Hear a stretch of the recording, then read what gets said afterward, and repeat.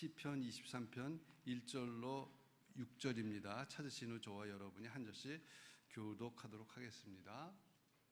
여호와는 나의 목자시니 내게 부족함이 없으리로다.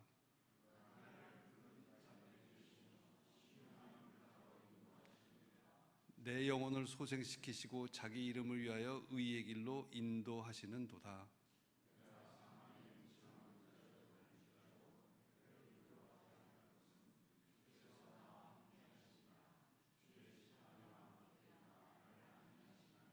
주께서 내 원수의 목전에서 내게 상을 차려주시고 기름을 내 머리에 부으셨으니 내 잔이 넘치나이다.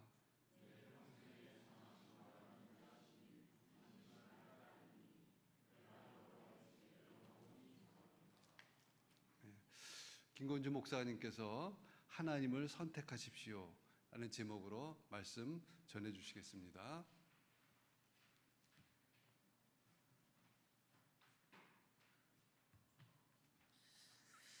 오늘 설교 제목 듣고 좀 이상하지 않으셨나요? 나는 이미 하나님을 선택해서 이 공간에 있는데 뭘 또 하나님을 선택하라고 하느냐? 설교 제목 잘못된 건 아니고요. 이게 오늘 메시지의 결론이기도 하고 그리고 오늘 계속 생각해야 될 문장입니다. 우리 삶에 반드시 목자가 필요하다고 이야기를 했습니다. 성경이 계속 우리에게 그 이야기를 해요. 우리에게 목자가 필요하다, 목자가 필요하다. 근데 그게 절대적인 것이다라고 이야기를 합니다.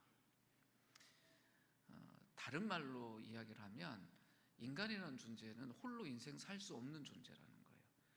그분의 학식이 굉장히 높고 경험이 아주 높은 분이라고 할지라도 예외 없이 모든 인간에게는 목자가 필요합니다. 요즘 말로는 멘토가 필요해요. 그러니까 하나님이 정말 내 인생의 멘토인가? 그리고 내 인생에 그 하나님처럼 나에게 그렇게 이야기해주는 하나님 사람이 있는가? 그 하나님의 사람에 대한 나의 반응은 어떠한가?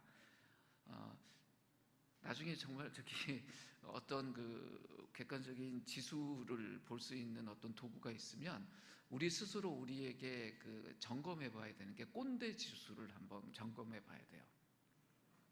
좀 단어를 좀 강하게 써서 죄송합니다. 내가 다른 사람에 대해서 관계할 때 그들의 조언이나 어떤 이야기들에 대해서 내가 어떻게 경청하고 받아들이는지 하고 내가 다른 사람들에게 어떤 이야기를 할 때 무엇을 이야기하느냐도 중요하지만 어떻게 이야기하느냐도 되게 중요하거든요. 저도 그런 부분에 대해서 생각은 많이 하지만 생각하는 만큼 몸이 변하지를 않아서 다들 아시지만 저는 이 얼굴에 이렇게 생각이 자꾸 드러나잖아요. 그래서 저 사람이 지금 내 이야기에 대해서 불편한지 아니면 굉장히 긍정적인지 저는 얼굴에 막 드러나는 사람이에요. 그걸 좀 고쳐보려고 애쓰는데 잘 안 돼요. 생긴 틀이 있는 것 같아요. 그래도 저희들 노력을 해야 되는데 그것처럼 정말 내 인생의 중요한 어떤 이야기들에 대해서 내가 잘 듣는 귀가 있는가 중요합니다. 저희가 점심 식사 하나 이렇게 한 끼 먹을 때 요즘 비싸요, 그죠? 8,000원, 10,000원은 줘야 점심 먹을 수 있더라고요. 그런데 이제 그 점심 한 끼도 인생에 참 중요한 건데 처음 가는 집이 있는데 누군가 거기 괜찮으니까 우리 8,000원짜리 짬뽕 먹으러 갑시다. 어떡하실래요? 가봐요. 그런데 그 공이 하나 더 붙어서 80,000원짜리 짬뽕 먹으러 갑시다. 그럼 어떠실까요? 조금 더 좀 심각하게 생각해보고 그 한 사람만의 말을 듣지는 않을 것 같아요. 이렇게 리뷰도 좀 찾아보고 그 집에 간 딴 사람도 좀 살펴볼 것 같고 그래요. 그런데 그보다 더 중요한 우리의 인생에 대한 건 어떨까요? 80,000원짜리 짬뽕보다 훨씬 중요하잖아요. 그러면 어떤 인생의 중요한 일들을 선택하고 결정할 때뿐만 아니라 어떤 중요한 이야기들을 귀에 들었을 때 어떻게 반응해야 될까요? 신중해야 됩니다. 따져봐야 됩니다. 정말 내가 들을 만한 이야기인가 생각해 봐야 됩니다. 근데 요즘 어떻죠? 유튜브 선생님들이 너무 많으셔서 거기서 들은 이야기들을 너무 쉽게 우리가 좀 받아들이는 것 같아요. 우린 정말 참된 목자이신 하나님께 귀 기울여야 되는데 요즘 어쩌면 목자가 너무 많은 세상이 돼버렸고 그 목자들의 이야기에 귀를 잘못 이렇게 내어줬다가 인생 어렵게 되신 분들 이야기를 쉽지 않게 저희들 자주 듣습니다. 이래서 될까? 그래서 오늘 설교 주제가 뭐냐면 하나님을 선택하십시오. 우리가 홀로 인생을 걷는 것, 그건 자기 한계 안에서 벗어날 수가 없어요. 근데 우리가 인생길을 걸으면서 많은 이야기들을 들을 때 잘못된 어떤 그 이야기에 귀 기울였다가는 인생 망칠 수 있습니다. 그러니까 우리에게 가장 중요한 게 뭘까요? 우리 인생을 내가 정말 소중히 여긴다면 들어야 될 이야기를 잘 듣는 거예요. 성경적인 표현으로 하면 목자이신 하나님과 나의 실제적인 관계가 어떠한가, 이것이 굉장히 중요합니다. 우리가 큐티 왜 할까요? 이것 때문에요. 내 인생을 소중히 여기기 때문에 큐티예요. 기독교인이니까 당연히 어떤 큐티, 말씀 묵상이라는 습관은 가져야 되지 않겠냐? 맞습니다. 근데 그런 습관 가져서 뭐 할 건데요? 내 인생을 소중히 여겨서예요. 내 영혼을 소중히 여겨서요. 그래서 내가 잘 살고 싶고 이 한 번뿐인 인생을 실패하지 않고 싶어서, 그리고 오늘 나에게 준 이 하루, 지나가 버리면 다시 돌아올 수 없는 내가 정말 사는 이 하루가 정말 나를 위해서 좋은 삶이기를 바라기 때문에 우리가 하나님 말씀 듣고 생각하는 겁니다. 시편 23편의 메시지를 4문장으로 정리할 수 있다고 했습니다. 첫 번째 문장이 하나님은 참 목자이시다는 거예요. 하나님이 목자이신데 참 목자이시다. 이게 무슨 말일까요? 우리 인생에 목자들이 참 많아요. 어릴 땐 부모님 우리 목자 역할을 했어요. 그래서 부모님 말씀에 귀 기울이고 순종하고 따랐어요. 그래서 어릴 땐 부모의 말을 잘 들을 때 좋은 사람이라고 평가했어요. 동네에서도 그렇잖아요. 쟤는 말이야 부모 말 잘 안 들어. 그 말이 긍정적인 말이 아니에요. 근데 우리 인생에 참 목자가 있다는 거예요. 그분이 하나님이다. 이것이 중요했습니다. 두 번째 문장은 그 참 목자인 하나님을 따르는 자들에게 부족함이 없다는 것이었어요. 부족함 없는 인생, 비결이 있다. 참 목자이신 하나님을 따라라.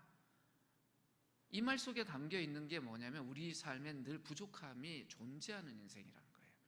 늘 어떤 결핍이, 부족함이 있는 인생을 살아요. 그 때문에 참 우리가 여러 가지 감정적인 어떤 반응부터 실제적인 반응들을 하게 되죠. 그 중에 하나가 두려움이에요. 이 빈 것 때문에 내 인생 무너지지 않을까? 이 채워지지 않는 것 때문에 내가 정말 힘들 것 같은데, 어떤 채워지지 않는 것들이 늘 우리 속에 있어요. 제가 요즘 제 건강에 대해서 슬쩍슬쩍 걱정을 해요. 왜냐하면 주변 분들이 자꾸 이야기를 하시거든요. 12월 처음 봤을 때보다 피곤해 보인다고. 그래서 내가 피곤한가? 뭐 때문에 피곤하지? 이 피곤함을 덜어내고 이 행복함으로 채워야 되는데 뭘로 채워야지? 뭐 이런 이야기 자꾸 생각하게 돼요. 그래서 며칠째는 깊이 묵상을 했어요. 내가 왜 피곤할까? 내가 태어나서 자라고 배우고 성장했던 나라로 돌아왔는데 내가 왜 피곤하지? 몇 가지 생각을 했어요. 한국은 속도가 너무 빠른 곳이잖아요. 외국 살다가 오면 여기가 얼마나 빠른 곳인지 느끼거든요. 그 속도감에 내가 좀 피곤함을 느끼나? 그거 있는 것 같아. 그것만일까? 또 있어요. 제가 말레이시아에 살 때는 출근길이 차로 운전하면 7분에서 10분이면 끝났거든요. 근데 지금은 최소 30분, 길면 1시간도 넘어요. 그러니까 내가 평소보다 3배는 운전을 하고 하니까 그게 나를 피곤하게 하나? 그럴 수도 있겠다. 뭐 이런 생각을 해요. 우리 인생이 그래요. 늘 부족함, 우리 인생을 피곤하게 만들고 두렵게 만드는 것들이 있어요.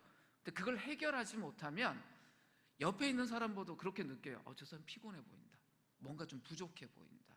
그래서 어떤 마음들 가지신 분들이 있냐면 비타민이라도 하나 사서 줄까? 뭐 이런 마음 가지셨던 분이 있을 거예요. 우리 인생이 그래요. 근데 그걸 해결하는 궁극적인 게 뭐냐? 하나님을 따르는 거예요. 그래서 세 번째 문장, 이 시편 23편의 세 번째 문장이 뭐냐면 오늘 우리가 함께 나누려고 하는 건데, 그 하나님을 따르는 자들에겐 영혼이 안식을 누린다는 거예요. 무엇이 안식을 누린다고요? 우리 영혼이 안식을 누린다는 거예요. 예수님이 본인이 이 땅에 오신 이유에 대해서 직접적으로 설명하신 적이 있습니다. 자, 우리가 신앙생활 긴 분들 한번 생각해 보세요. 예수님 이 땅에 왜 오셨습니까? 질문하지 말라 그러는데 질문해서 죄송합니다. 예수님 이 땅에 왜 오셨어요? 본인이 이 땅에 오신 이유를 밝히신 말씀이 있습니다. 요한복음 10장 10절에서 예수님이 이렇게 이야기하세요. 이 세상에 오신 목적이 양들로 생명을 얻게 하고 더 풍성히 얻게 하는 것이다. 그냥 생명을 주는 게 아니라 더 풍성하게 얻게 하는 거다. 부족함 없게 살게 하겠다. 그것 때문에 왔다라고 이야기를 하셨어요. 근데 우리가 양들 같은 속성이 있다고 그랬잖아요, 사람이. 그러니까 우리가 안식을 누리고 평안함을 누리고 풍성함을 누리려면 그 예수님이 오신 그 목적에 맞춰서 우리가 그 안에 있을 때 가능하다라는 겁니다. 예수님이 왜 이 이야기를 하셨을까요? 우리의 인생이 평온하기만 하고 낭만적이라 그러면 이런 이야기 하실 필요 있었을까요? 아니요. 우리의 삶이 그렇지 않다는 걸 예수님이 잘 아세요. 그러니까 엉뚱한 이야기 하시는 게 아니에요. 그러니까 소설 같은 이야기, 영화 같은 이야기, 어떤 좋은 그 환경 속에서 멋지게 사는 그런 인생들 이야기를 하신 것이 아니라 우리가 직면하고 있는 현실이 어떤지에 대해서 이야기를 하신 거예요. 힘없는 양들이 사는 세상이 어떨까요? 연약한 양들이 사는 세상이 어떨까요? 전쟁터 같은데요. 전쟁터에서 강한 히어로로 있는 것이 아니라, 영웅 같은 어떤 강한 힘을 갖고 있는 것이 아니라 늘 불안하고 부대끼고 두렵고 언제 어떻게 될지 모르는 그런 그 불안함 속에 사는 것이 인생입니다. 전쟁터예요. 특별히 자본주의가라고 하잖아요. 그러니까 자본이 지배하는 사회라는 뜻이에요. 그러니까 우리가 세상 살면서 많은 걱정하는 게 돈 걱정이에요. 그러니까 돈하고 싸워요. 돈이 많아도 돈하고 싸우고요. 돈이 적어도 돈하고 싸워요. 늘 우린 돈하고 싸워요. 저 한국 와서 점심때마다 돈하고 싸웁니다. 제가 한국 떠날 때 제가 좋아하던 국밥이 5,000원 했거든요. 근데 이제 얼마 전에 그 국밥집을 갔더니 8,000원 하더라고요. 오랜만에 갔잖아요. 그 주인분이 보셨어요. 제가 그 가격표 보고 놀래는 걸 보고, 그러면서 뭐라 그러는지, 걱정하지 마세요. 돈은 못 깎아줘도 꽃배기로 줄게요 하는데, 감사하긴 한데요, 마음속에 돈하고 싸우고 있는 저를 느꼈어요. 근데 저만 그럴까? 인생이 돈하고 싸워요? 그것뿐인가요? 지금 사회가 능력이라는 걸 굉장히 중요하게 여깁니다.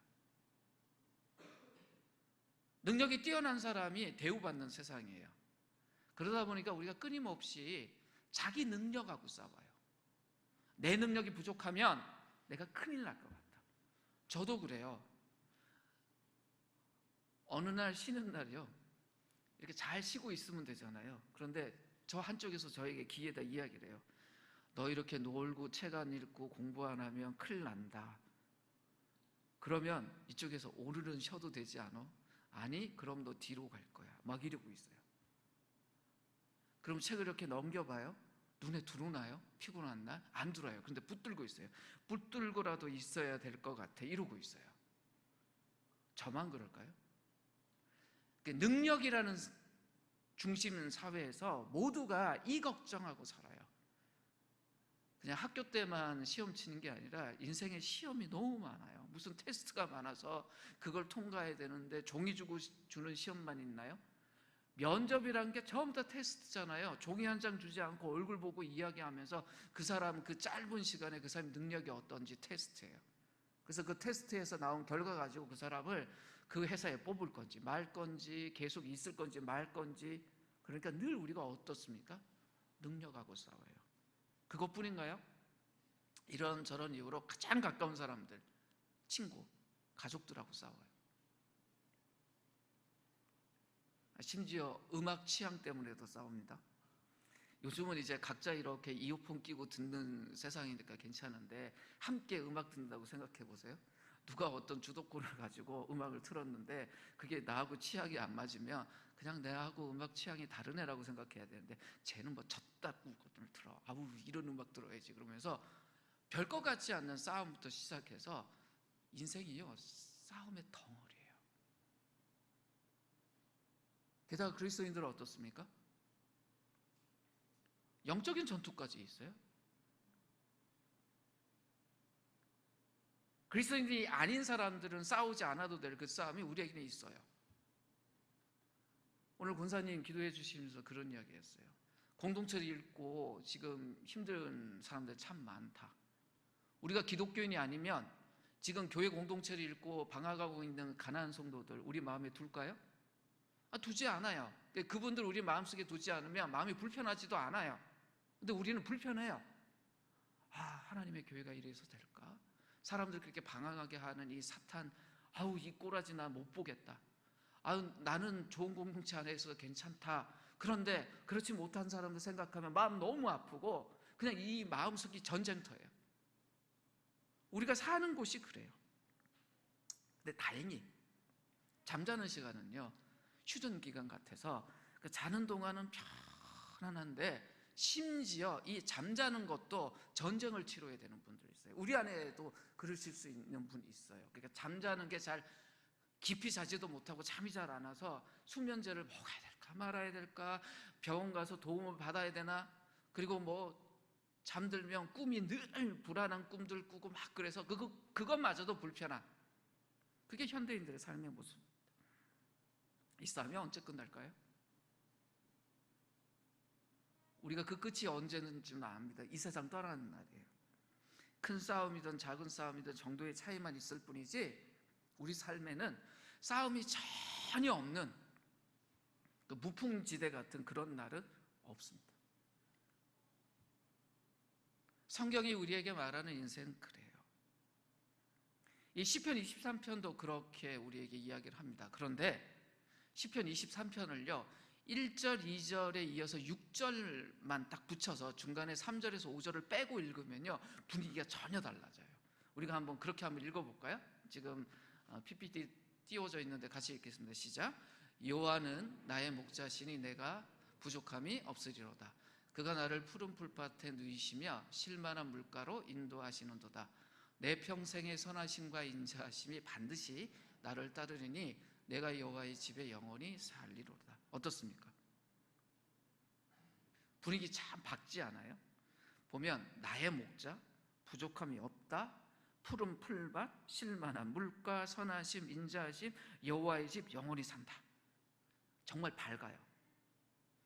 위로가 되고 힘이 되는 이야기, 여유와 소망이 넘치는 말들로 가득해요. 이 말씀을 그림으로 딱 그려놓는다면 어떨까요? 아마 좀 굉장히 포근하고 예쁜 장면이 나올 것 같습니다. 자, 이렇게 읽어보니까 어떤 느낌 받으세요? 야, 참 좋다. 나도 저렇게 살면 좋겠다라는 마음 드세요? 아니면 아유, 저런 인생이 어딨어? 라는 마음 드세요? 참 듣기 좋고 읽기 좋고 보기 좋은데 우리의 삶하고 거리가 있어요? 없어요? 좀 거리가 있어요. 근데 생략되었던 3절에서 5절 말씀만 한번 같이 읽어볼까요? 3절에서 5절입니다. 자, 이 말씀도 천천히 한번 같이 읽겠습니다. 시작.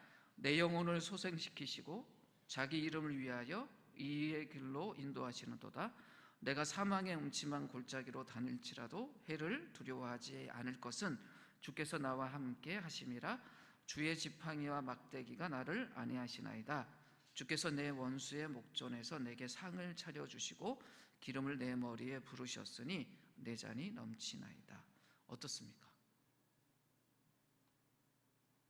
전쟁터에 3절에 보면 내 영혼을 소생시키시고 라고 이야기하고 4절에서는 보면 사망의 음침한 골짜기라는 말이 나오고요. 5절에는 원수의 목전이라는 말이 나와요. 다 부정적인 표현들이에요.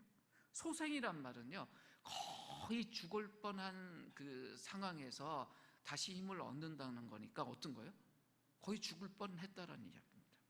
사망이나 원수라는 말도 좋은 말은 아니에요. 이 시편 23편이 3절에서 5절을 생략하고 읽으면 너무 예쁜 이야기가 돼요. 근데 우리의 실제 삶하고는 거리가 멉니다.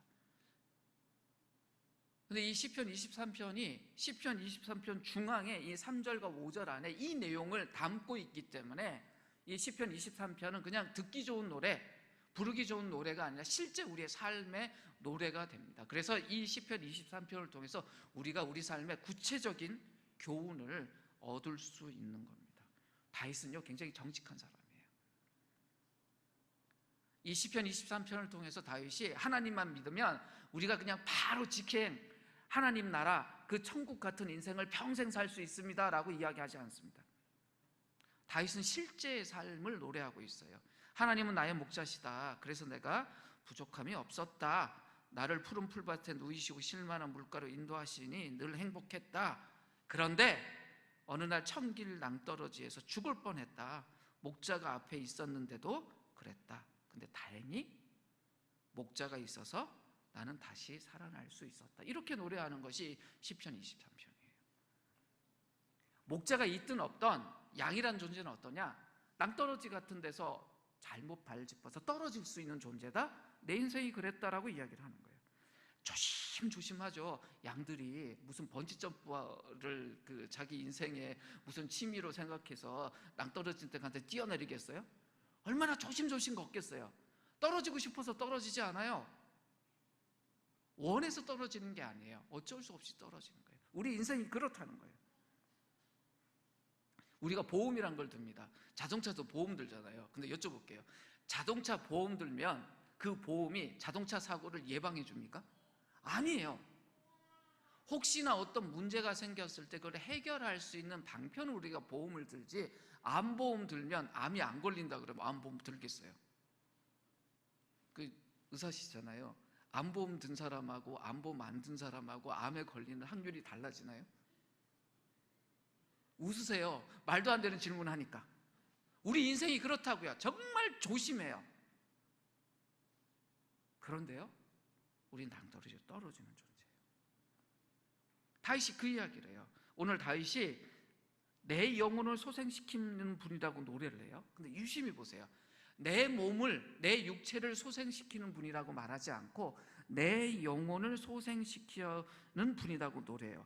이 말 속에 우리가 봐야 될 게 뭐냐면, 우리 인생에서 내 힘으로 내가 책임지고 손 써야 되는 영역도 있지만 내가 그럴 수 없는 영역도 있다라는 것이 이 다윗의 노래 속에 나와요. 우리가 건강할 때 열심히 운동하면 우리 몸이 어떨까요?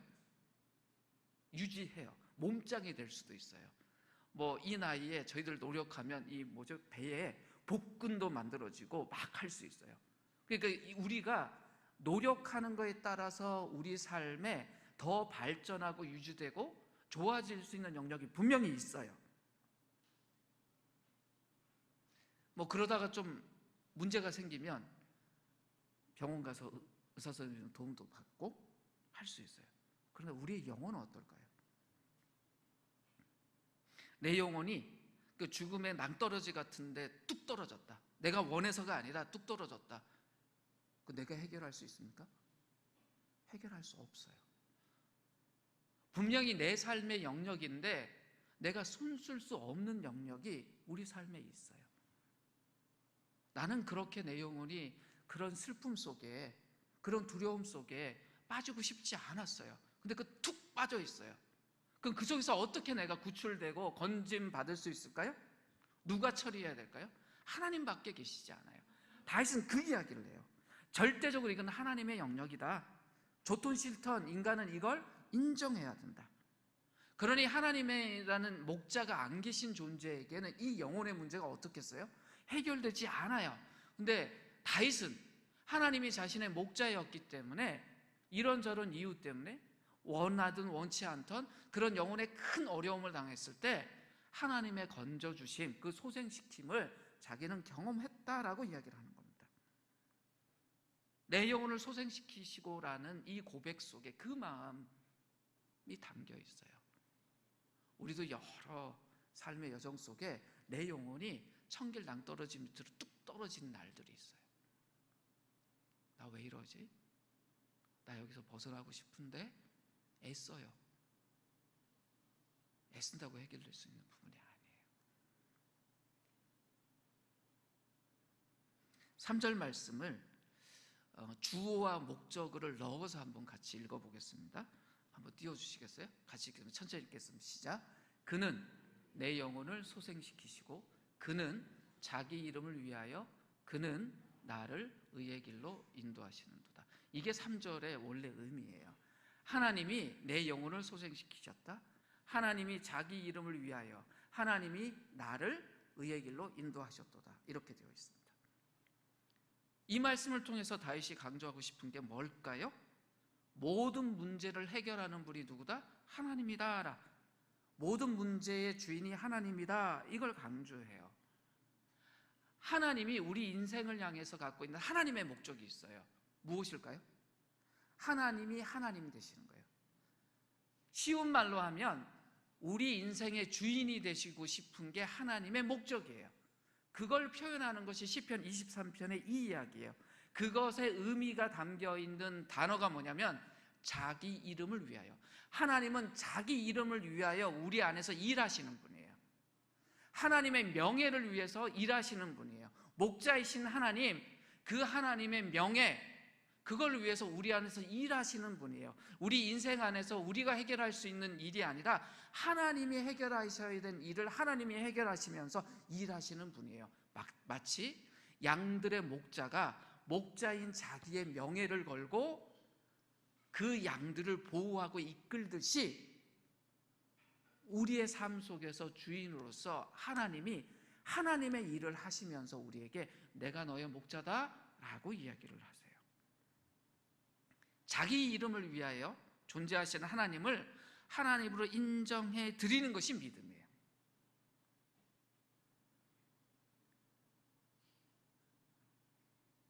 하나님을 하나님으로 인정해 드리는 게 믿음이에요. 딴 게 아니에요. 하나님이 하나님이십니다. 아, 하나님이 존재하셨군요. 하나님이 이런 분이군요. 하나님이 제 인생에 이런 분이군요 라고 인정하는 게 믿음이에요. 다른 말로 요즘 우리가 흔히 하는 말로 하면 하나님이 내 인생의 주인이셨어요. 이 말이 무슨 말입니까? 내 인생이 내게 달렸다는 이야기예요? 하나님께 달렸다는 이야기예요? 내 인생의 주인이 하나님께 달렸다 그러면 내 인생이 하나님께 달려있다는 거잖아요. 근데 우리는 어떻게 말하냐면 주님은 나의 주님입니다 말하는데 내 인생은 나에게 달려있어요. 그러니까 내 능력이 부족하고 문제가 생기면 죽을 것 같고 그것이 해결되면 좀 살 것 같고 그래서 어떻게 해요? 하나님인데 요즘 저 살 것 같아요. 참 좋아요. 그런데 내가 좀 힘들어. 저 요즘 죽을 것 같아요. 그런데 주인에게 대해서 뭐 말도 안 해요. 그럼 이건 믿음이 있는 걸까요? 없는 걸까요? 부족한 거예요. 그럼 어떻게 됩니까? 목자이신 하나님은 선택해야 돼요.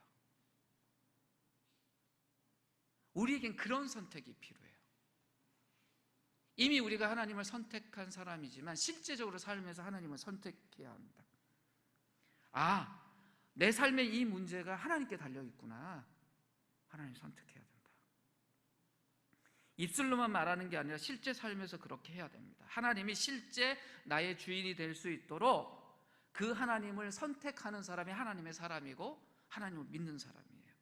시편 23편은 두 가지 두려움이 나와요. 첫 번째 두려움은 길 잃은 양의 두려움이요. 양이 길 잃고 나면요 진짜 긴장해서 아무것도 못하고 조용하게 신음소리를 낸대요. 그냥 혹시 양들의 침묵이라고 오래된 그 영화 기억나세요? 그 영화 장면 보면 한편에 보면 저기 양 우리 안쪽에 양들이 저 안쪽에서 두려움에 가득 잡혔을 때 아무것도 못하고 뭐 하고 있냐면 양들이 옹기종기 모여서 하고 있어요. 마치 그 양들처럼 아무것도 못하고 길 잃은 양들이 그 두려움 속에서 뭐 하고 있냐면 하고 있어요. 마비돼 있어요. 덤불이나 이런 속에서 바위 밑에 숨어갖고 매 이거밖에 할 줄을 몰라요. 그런데 오늘 시편 23편에는 그 두려움 외에 두 번째 두려움으로 죽음의 골짜기를 지날 때의 두려움이에요. 길을 잃어버린 게 아니에요. 목자를 따라서 가긴 하는데 그곳이 너무나 상황이 안 좋은 죽음의 골짜기를 지나가는 동안 길을 잃지 않았지만 어때요? 그 주변 상황이 주는 그것 때문에, 두려움 때문에 어쩔 줄을 몰라요. 두려움의 크기가 훨씬 더 커요. 근데 다윗이 뭐라고 노래를 했냐면, 그러나 나는 해를 두려워하지 않았다. 이유가 있대요. 주께서 함께 하지 않았냐. 만약에 그 죽음의 골짜기를 양이 혼자 간다고 생각해 보세요. 목자 없이. 그러면 길을 잃었을 때보다 더 힘들게 정말 두려움이 가득했을 거예요. 그런데 지금은 어떻다는 거예요? 나를 인도하는 목자가 있어서 그 안 좋은 상황, 그 두려움이 넘칠 수밖에 없는 상황 속에서도 나는 두려워하지 않았다 라고 이야기하는데, 시편 23편의 전환점이 바로 이거예요. 주께서 나와 함께 하십니다 라는 거예요.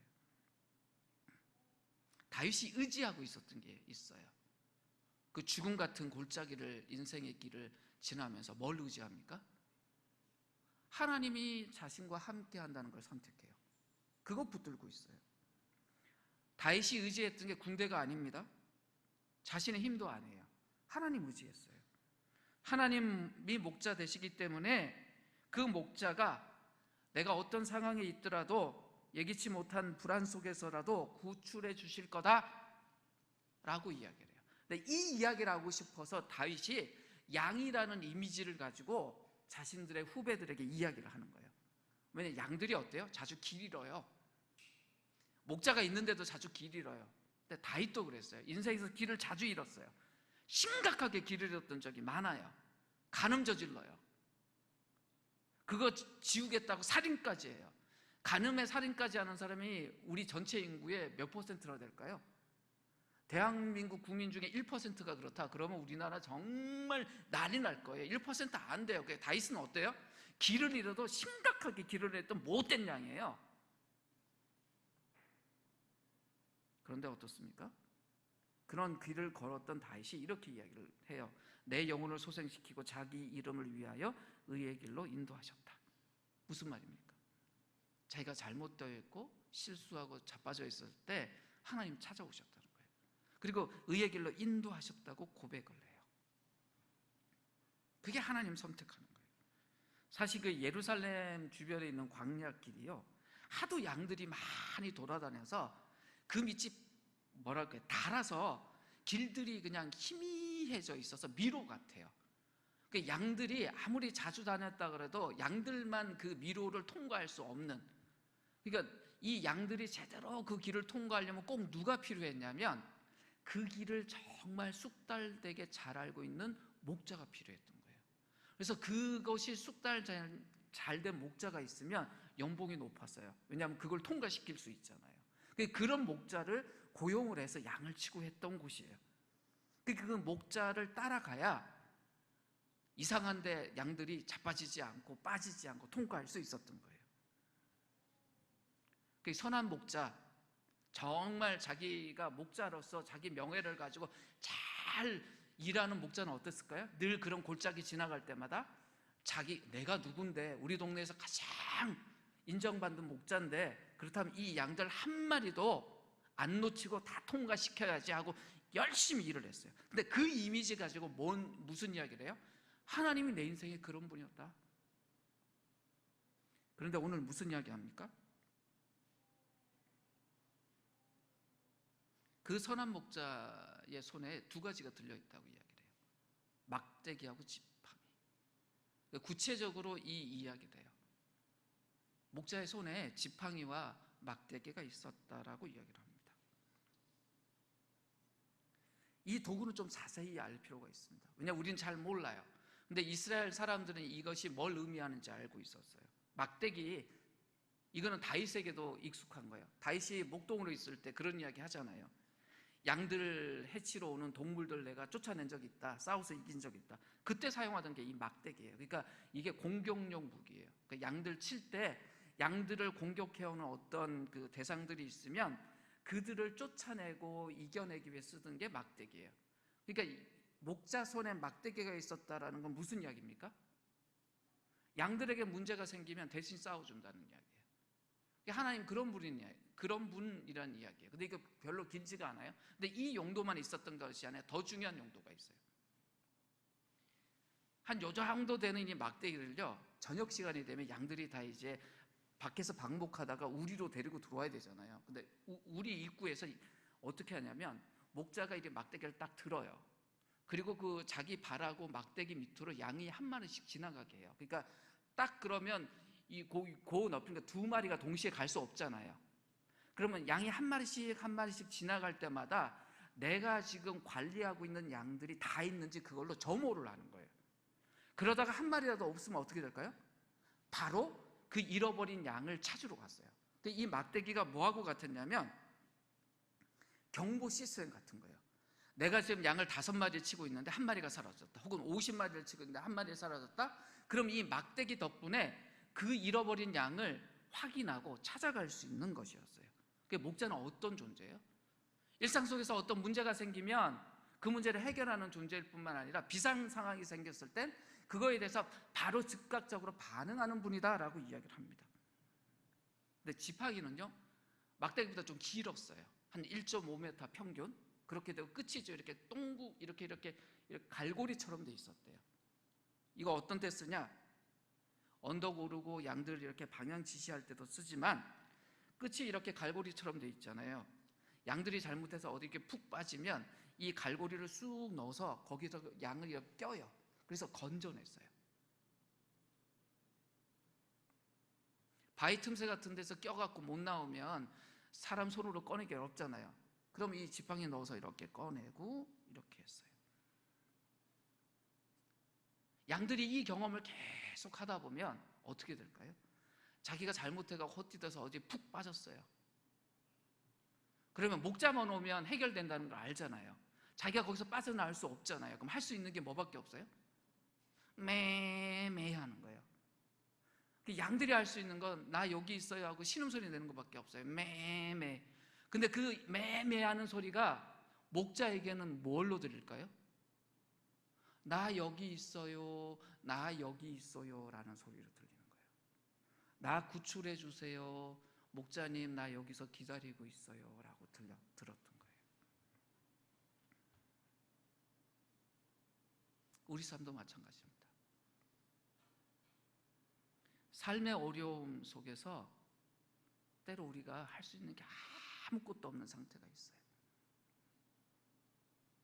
그 양들처럼 매 하는 이 신은 내는 거 외엔 아무것도 할 수 없는 상태가 있어요.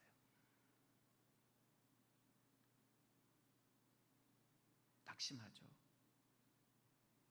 그런 상황이 된 것도 너무 싫은데 그런 상황 속에서 내가 아무것도 할 수 없다라는 것도 더 비참한 마음으로 느낄 때가 있어요.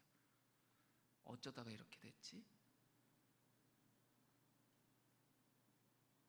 그때 내 발 조심했어야 되는데 아무리 생각해도 문제는 해결되지 않아요.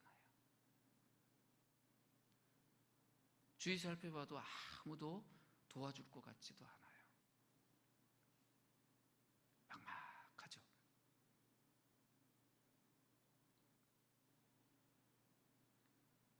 그런 상황이 되면 사람들이 할 수 있는 건 그냥 신음 같은 넋두리 같은 말들밖에 없어요.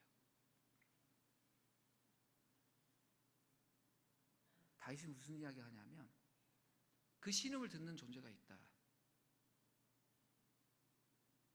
목자는 그 양들의 그 조용한 신음도 집중하고 듣고 찾아오고 구출한다.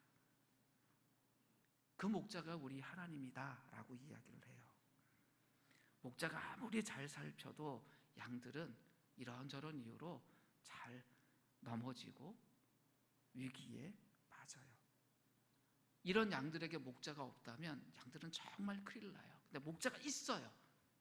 이제 남은 문제는 뭐냐면 우리예요. 내가 그 목자를 나의 목자로 선택하느냐의 문제예요. 상황이 어떠하든 아, 하나님, 그분이 나의 목자다. 그분을 오늘 내가 선택하느냐의 문제예요. 이건 매일같이 우리가 하나님 앞에서 해야 되는 반응입니다. 내가 하나님을 나의 목자로 의지하고 선택했느냐? 다윗이 지금 우리에게 하고 싶은 이야기는 뭐냐면, 당신의 삶이 지금 어디에 있느냐, 그것도 중요해요. 좋은 환경에 있느냐, 좋지 못한 환경에 있느냐, 그것도 중요하지만 그보다 더 중요한 게 있다는 거예요. 내가 인생을 살아보니 정말 푸른 풀밭 실만한 물가에 있는 적도 있었지만 사망의 음침한 골짜기를 지나갈 때도 있었다. 근데 그런 환경보다 더 중요한 게 있더라. 하나님이 함께 하시니 사망의 음침한 골짜기 같은 것도 푸른 풀밭 같고 실만한 물가가 될 수 있더라. 그러니까 내가 지금 어디 있느냐보다 더 중요한 것은 내가 지금 누구를 보고 있느냐더라. 내 주변 상황이 지금 죽음의 골짜기야. 너무 두려워. 어떡하지? 그런데 앞에 있는 목자를 보니까 목자가 있네? 그럼 괜찮지만 푸른 풀밭에 이렇게 편하게 누워있다가 눈을 이렇게 들어봐요. 근데 사방 천지를 봐도 목자가 없어요. 그럼 양들이 어떨까요? 그때부터? 두려움에 쌓여요. 상황의 문제가 아니에요. 푸른 풀밭에 양들이요, 한 100마리 잘 누워서 쉬고 있다고 합시다. 근데 풀밭 저 뒤쪽에 이리 한 마리가 그 100마리를 바라보면서 숨어서 목자가 사라질 때까지만 기다려요. 그리고 그 침을 질질 군침을 흘리면서 기다리고 있어요. 그 이리의 머릿속에서 뭐가 그려지고 있을까요? 진수성찬이 그려지고 있어요. 근데 목자가 잠시 사라진 사이에 그 상황을 양들이 눈치챘다고 합시다. 그런 그 풀밭에서 양들이 할 수 있는 건 뭘까요? 눈치챘어요. 매 마치 낭떠러지에 떨어진 양들이 목자님 나 여기 있어요, 나 살려주세요 하고 소리내는 것처럼 푸른 풀밭이란 너무 좋은 환경에 있지만 목자가 없고 그런 위기 상황이 있다 그러면 할 수 있는 건 뭐밖에 없어요? 매. 그런데 목자의 걸음소리가 들리고 목자에서 저기 온다? 그럼 양들이 어떨까요? 그 두려움을 내려놓고 목자를 신뢰할 거예요. 다시 그 이야기를 해요. 어디에 서 있느냐도 중요하다. 그래서 하나님이 우리의 삶을 푸른 풀밭으로 실만한 물가로 늘 인도하시고 그렇게 살게 하신다. 근데 그보다 더 중요한 게 있다. 우리가 그 목자를 바라보고 있느냐라는 거다. 그건 우리의 선택의 문제예요. 오늘 우리가 하나님을 선택해야 됩니다. 그렇게 될 때 다윗의 고백처럼 사망의 음침한 골짜기 같은 것도 실만한 물가가 됩니다. 푸른 풀밭이 됩니다. 그러나 그런 좋은 환경에 있더라도 목자를 잃어버린 사람에겐 무엇이 있어요? 두려움이 존재해요. 그 영혼을 소생시킬 능력이 그 사람에게는 없어서 아무리 저기 외적인 좋은 환경 속에 있어도 그 두려움 안에 갇혀서 신음하게 살 수밖에 없어요. 한빛 공동체에게 주어진 게 뭘까요? 매매하면서 자신들의 인생을 살려달라고 하는 이 세상에 있는 존재들이 있잖아요. 하나님 아예 잃어버렸거나 아니면 하나님의 공동체에 이탈해서 외로운 홀로 있는 양들, 그들에게 그들의 신호를 듣고 우리가 목자이신 하나님과 그들의 관계가 회복될 수 있도록 돕고, 그러려면 우리가 목자를 선택한 양이어야 돼요. 저희가 저렇게 사는구나, 나도 저렇게 살자, 그런 용기와 희망을 줄 수 있는, 그걸 우리가 먼저 목자이신 하나님을 선택한 삶을 매일 걸어갈 수 있었으면 좋겠습니다. 이제 우리 자신 한번 돌아보시죠. 내가 매일의 삶을 하나님을 선택하는 데 있어서 내가 더 집중해야 될 부분이 무엇이고, 나를 그런 것에서부터 좀 방해하는 것들이 무엇인가를 스스로 살펴보셔야 해요.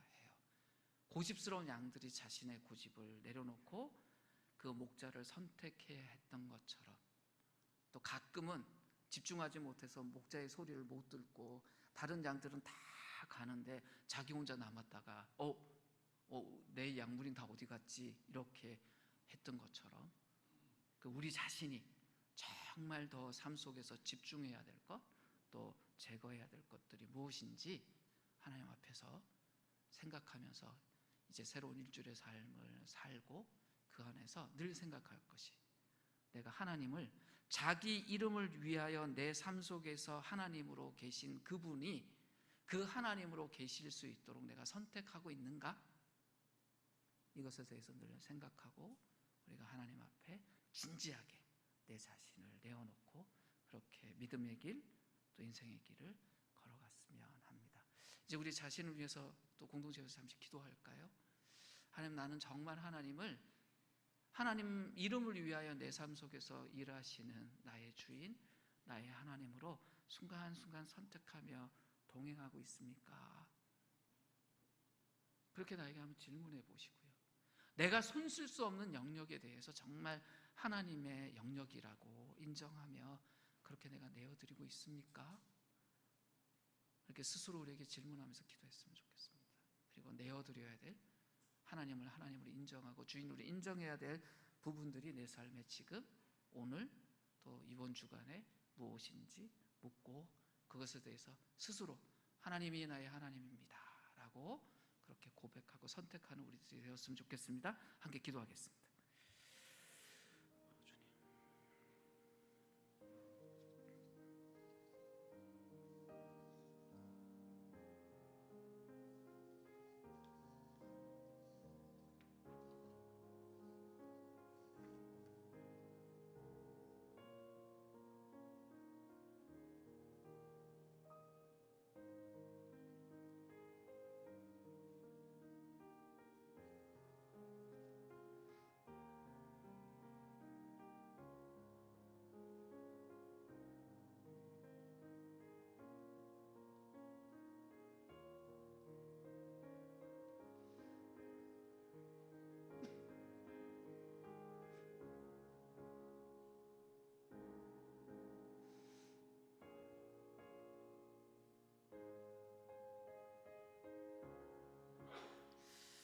하나님, 언제나 우리의 눈이 우리의 삶 안에서 우리가 머무는 상황이나 환경이 아니라 모든 것의 주인이신 하나님을 주목하고 선택할 수 있는 용기와 믿음의 지혜가 우리 안에 있게 하여 주시고, 우리의 선배인 다윗이 자신의 삶을 통해서 이야기하듯이 목자이신 하나님이 계시고 그 목자에게 주목할 때 우리의 삶이 가장 안전하고 복되다는 것을 늘 우리 자신에게 우리가 이야기하고 다짐하고 결단하고 그것이 정말 나의 삶의 걸음이 될 수 있도록, 이 전쟁과 같은 이 세상 속에서 가장 중요한 이 전쟁에 날마다 승리하며 사는 우리들이 되게 하여 주시옵소서. 그래서 우리의 상황이 어떠하든 하나님이 우리에게 허락하신 그 안전함 속에서 그 은혜를 경험하며 사는 우리 모두가 되게 하여 주시옵소서. 예수님의 이름으로 기도드렸습니다.